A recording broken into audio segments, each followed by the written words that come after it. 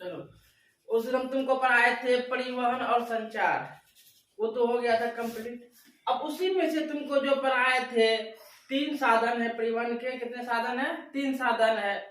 स्थल परिवहन, उसके बाद क्या कहते हैं जल परिवहन, उसके बाद वायु परिवहन। भाई स्थल परिवहन में भी 3 पढ़ाए थे, एक सड़क परिवहन, दूसरा तुम्हारा रेल परिवहन, दूसरा पाइपलाइन परिवहन। उसी में से एक सड़क परिवहन जो है वो तो तुमको अच्छे ढंग से समझा दिए थे।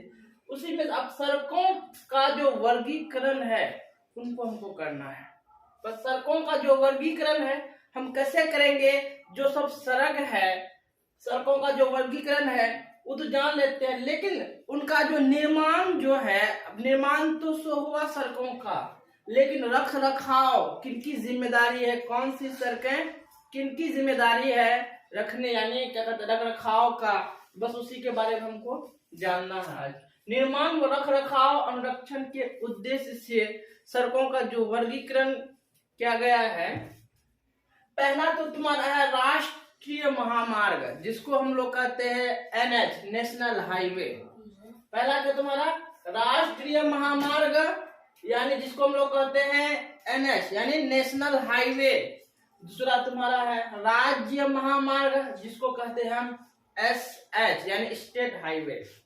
स्टेट का मतलब होता है राज्य, है ना? तो भाई राज्य महामार्ग जो है वो क्या तुम्हारा एसएच यानी उसको को स्टेट हाईवे। तीसरा है तुम्हारा जिला सड़कें, जिला सड़कें। चौथा तुम्हारा ग्रामीण सड़कें, और 5वां है अन्य सड़कें।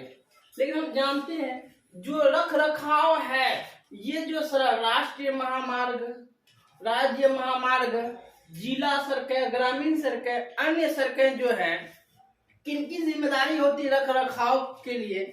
तो राष्ट्रीय महामार्ग जिसको एनएच यानी नेशनल हाईवे जो कहेंगे, तो केंद्र सरकार क्या कहता है? केंद्र सरकार की जिम्मेदारी है, समझे? राष्ट्रीय महामार्ग जो है जिसको नेशनल हाईवे है वो केंद्र सरकार की जिम्मेदारी है उनके रख रखाव के लिए, जबकि राज्य महामार्ग जो है स्टेट हाईवे वो राज्य सरकार की जिम्मेदारी है, रख रखाव के लिए राज्य सरकार की जिम्मेदारी है। तीसरा तुम्हारा जिला सड़कें। ये जो सड़कें हैं जानते हो क्या कहता है? ये जिला मुख्यालय महत्वपूर्ण स्थानों को जोड़ती है। लेकिन एक चीज और जान लेते हैं कि अब देखो केंद्र सरकार की रख रखाव की जिम्मेदारी रहती है वो राष्ट्रीय महामार्ग जिसको कहते हैं नेशनल हाईवे। लेकिन ये जो नेशनल हाईवे जो, एक चीज और देख लेना है इसके अंदर में, नेशनल हाईवे जो रोड है वो किससे किससे जोड़ता है, इन चीजों को हमको ख्याल में रखना है। तो ये जो राष्ट्रीय महामार्ग है, नेशनल हाईवे जो है राज्यों की राजधानी व प्रमुख नगरों को आपस में जोड़ती है, इसे याद रखना है। राज्यों की राजधानी व प्रमुख नगरों को जोड़ती है। देखो राज्यों की राजधानी व प्रमुख नगरों को कौन जोड़ती है? National highway. दूसरा तुम्हारा राज्य महामार्ग जिसको स्टेट हाईवे कहते हैं। अब इनकी जिम्मेदारी है जो रख रखाव राज्य सरकार के अंदर है, राज्य सरकार के अधीन है, लेकिन राज्य की राजधानी को जिला मुख्यालय से ये जोड़ती है। अब पूछेगा तुमको राज्य की राजधानी को जिला मुख्यालय से कौन सा सड़क जोड़ती है? वो तुम्हारा है राज्य महामार्ग, जिसको हम कहते हैं स्टेट हाईवे। तो तीसरा तुम्हारा जिला सड़कें जो है, अगर जिला सड़कें की बात की जाए तो जिला मुख्यालय महत्वपूर्ण स्थानों से को जोड़ती है। जब मतलब जिला मुख्यालय से महत्वपूर्ण मतलब जो जरूरतमंद है जो स्थान जगह सब उनको आपस में जोड़ती है। अब ग्रामीण सड़कें की बात की जाए तो ग्रामीण सड़कें जो है ग्रामीण सड़कों को आपस में जोड़ती है, एक गांव से दूसरे गांव से तीसरे गांव, ग्रामीण सड़कों से कहते हैं। अन्य सड़कें की बात की जाए तो सीमांत सड़कों व अंतरराष्ट्रीय महामार्ग जो है। लेकिन एक चीज और इसके अंदर में हम जान लेते हैं कि कितना परसेंट कौन सा सड़क है। लेकिन ये चीज अगर नेशनल हाईवे की बात की जाए तो देश की कुल लंबाई जो है, सड़कों की जो लंबाई है, देश की सड़कों की जो कुल लंबाई है वो 2% जो है नेशनल हाईवे का है। 2% किसका है? नेशनल हाईवे जिसको कहते हैं राष्ट्रीय महामार्ग। ठीक है। अब देख लो ये जो 4% जो है ये यानी राज्य महामार्ग का है, और एच यानी स्टेट हाईवे का है कितना परसेंट? 4%, यानी 4%। अब देख लो 14% जो है वो कौन सा सड़क है? जिला सड़कें का जो परसेंटेज है वो 14% है। लेकिन अगर ग्रामीण सड़कों की बात की जाए तो वो 80% है, सबसे ज्यादा है। 80% ग्रामीण सड़कें हैं, जबकि 2% ही तुम्हारा राष्ट्रीय महामार्ग जिसको बोलते नेशनल हाईवे। लेकिन सड़क यातायात के साधन जो है, सड़क यानी सड़क यातायात के 40% भाग जो है, ये 40% जो है यातायात जो सुविधा होती है अधिकतर वो नेशनल हाईवे के जरिए से होता है, ट्रक के माध्यम से, बस के माध्यम से और सब चीजें के माध्यम से। यानी 40% जो है तुम्हारी, ये जो 40% जो है ये जो वाहन जो करती है नेशनल हाईवे के जरिए से। किसके जरिए से? नेशनल हाईवे के जरिए से 40% क्या करता है?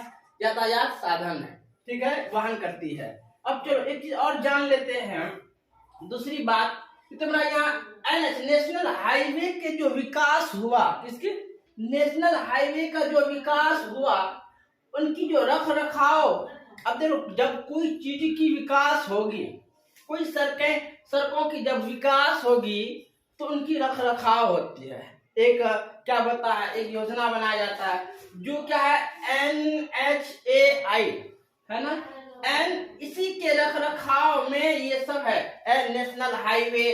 तो NHAI national highway authority of India, यानी इसका क्या होता है? भारतीय राष्ट्रीय महामार्ग प्राधिकरण। इनका जो अगर देखेंगे तुम चले जाओ अपने हरियाणा के अंदर में जहाँ पे बलिए लगता है टूल टैक्स जो है, उसके अंदर में तुमको बड़े बोर्ड में लिखा रहेंगे भारतीय राष्ट्रीय महामार्ग प्राधिकरण। इसको इंग्लिश में क्या कहते हैं? NHAI national highway authority of India. तो ये जो है इनकी जो गठन किया गया कब? 1995 ईस्वी में। ये जो नेशनल हाईवे है जो भारतीय राष्ट्रीय महामार्ग प्राधिकरण कब गठन किया गया? 1995 में। ये यानी भूतल परिवहन मंत्रालय के अधीन, किनके अधीन? भूतल परिवहन मंत्रालय के अधीन स्वयं तथा यानी संस्थान सड़कों की जो गुणवत्ता है सुधारने के लिए क्या करते हैं? संस्थाएं चलाए। क्या चलाए? संस्था चलाए। जबकि उस संस्था का नाम था क्या? स्वर्णीय चतुर्भुज परियोजना, यानी स्वर्णीय चतुर्भुज परियोजना। इनकी जो कुल लंबाई है 5800 कितना? 46 किलोमीटर है। अब जब स्वर्णीय चतुर्भुज परियोजना जब लागू हुआ, इनकी जो कुल लंबाई जो देखा गया 5800 कितना है? 46 किलोमीटर है। जबकि ये जो है 5400 यानी 5846 किलोमीटर है, ये 4 महानगरों को जोड़ती है। कितने? 4 महानगरों को जोड़ती है। दिल्ली से मुंबई, चेन्नई से कोलकाता, समझे? यानी ये जो 4 पूछ दिया जाएगा कि 4 महानगरों को जोड़ती है वो कौन है? स्वर्ण चतुर्भुज परियोजना, ठीक है। अगर इस तरह से यानी जो 4 महानगरों को जोड़ती है वो कौन है? स्वर्ण चतुर्भुज परियोजना। अब कौन कौन सब नगरों को जोड़ती है? महानगरों को जोड़ती है दिल्ली से मुंबई, उसके बाद चेन्नई से कोलकाता। इनकी जब लाभ की बात की जाए, जब ये जो आपस में जोड़ती है 4 महानगरों को, तो इनका फायदा क्या है ना? इनका जो हमारे लिए फायदेमंद क्या है? फायदे क्या है? महानगरों के बीच जो है, यानी बीच जो है समय व दूरी क्या होता है? परिवहन लागत में कमी आती है, कम बचत में वो पहुंच जाते हैं। तो ये है तुम्हारी। दूसरा है तुम्हारा उत्तर दक्षिण गलियारा। उत्तर दक्षिण गलियारा जिनकी लंबाई है 4016 किलोमीटर। कितनी? उत्तर दक्षिण गलियारा की बात की जाए, यानी उत्तर से शुरू करेंगे दक्षिण तक, उनकी जो लंबाई है 4016 किलोमीटर, जो श्रीनगर को कन्याकुमारी से जोड़ती है। श्रीनगर ऊपर कर लो, कन्याकुमारी नीचे कर लेते हैं। ये तुम्हारी ये मान के चलो, ये श्रीनगर हुआ, कन्याकुमारी यहाँ, है ना कन्याकुमारी, जो कन्याकुमारी तमिलनाडु में है। अब देख लो श्रीनगर से लेकर के कन्याकुमारी को क्या करती है, वो आपस में जोड़ती है। क्वेश्चन आ जाएगा कि यानी क्या कहते हैं, उत्तर दक्षिण गलियारा किसको जोड़ती है, उत्तर दक्षिण गलियारा किसको जोड़ती है, यानी जवाब देंगे श्रीनगर को कन्याकुमारी, है ना, से जोड़ती है। तीसरा हमारे पूर्व पश्चिम गलियारा, पूर्व व पश्चिम गलियारा जिनकी लंबाई है 3640 किलोमीटर, समझे। यानी पूर्व पश्चिम अगर गलियारा की बात की जाए तो उनकी जो लंबाई है कितनी है, 3640 किलोमीटर।